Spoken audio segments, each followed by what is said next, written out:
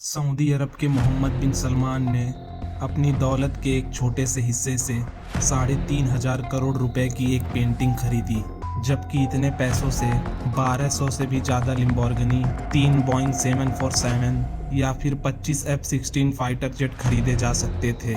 लेकिन फिर भी मोहम्मद बिन सलमान ने इतने पैसे एक पेंटिंग को खरीदने में क्यों लगा दिया?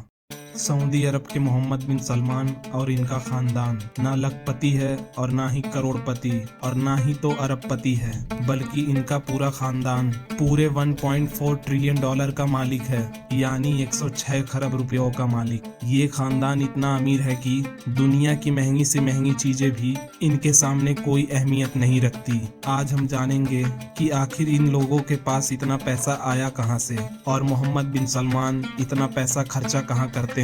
मोहम्मद बिन सलमान की लाइफस्टाइल इतनी शानदार है कि सबसे बड़े बिलियनियर भी हैरान रह जाते हैं। मोहम्मद बिन सलमान की पर्सनल नेटवर्थ का अंदाजा 5 बिलियन डॉलर से भी ज्यादा लगाया गया है। लेकिन अगर पूरे सऊदी रॉयल फैमिली की बात करें तो उनकी टोटल दौलत 1.4 ट्रिलियन डॉलर तक चली जाती है। पर इनके पास इतना पैसा आता कहां से है?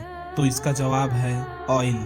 सऊदी अरब के ऑयल कंपनी की मार्केट वैल्यू इतनी है कि अगर एप्पल, गूगल, फेसबुक, अमेजॉन ये सब कंपनी मिल जाएं तो भी सऊदी अरब के ऑयल कंपनी की मार्केट वैल्यू को नहीं हरा सकते, जिससे आप अंदाजा लगा सकते हैं कि सऊदी अरब के पास कितना पैसा है।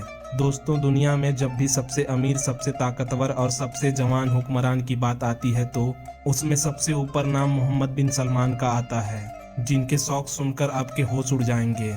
मोहम्मद बिन सलमान के पास गोल्ड कार, प्राइवेट जेट और शाही महल से लेकर सोने से बना हुआ बेड और बाथरूम तक है। इतना ही नहीं, जब मोहम्मद बिन सलमान की शादी प्रिंसेस सारा से हुई तब वो 2 महीने के हनीमून के लिए जापान और मालदीव गए। मालदीव में मोहम्मद बिन सलमान ने एक पूरा आइलैंड ही बुक कर दिया था और अपने साथ साथ अपने पर्सनल सेफ और सिक्योरिटी तक ले गए थे।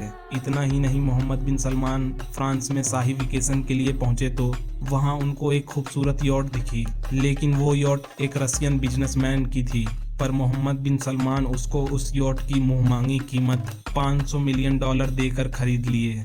और 2015 में मोहम्मद बिन सलमान ने फ्रांस में चैटियू लुइस 14 नाम का महल खरीदा, जिसकी कीमत थी 300 मिलियन डॉलर। और इस महल को खरीदने के बाद उसे दोबारा मोहम्मद बिन सलमान के ऐशो आराम के हिसाब से डिजाइन किया गया, जिसके बाद इसमें फाउंटेन्स, गोल्ड प्लेटेड वॉल्स और एक अंडर वाटर रूम तक बनाया गया।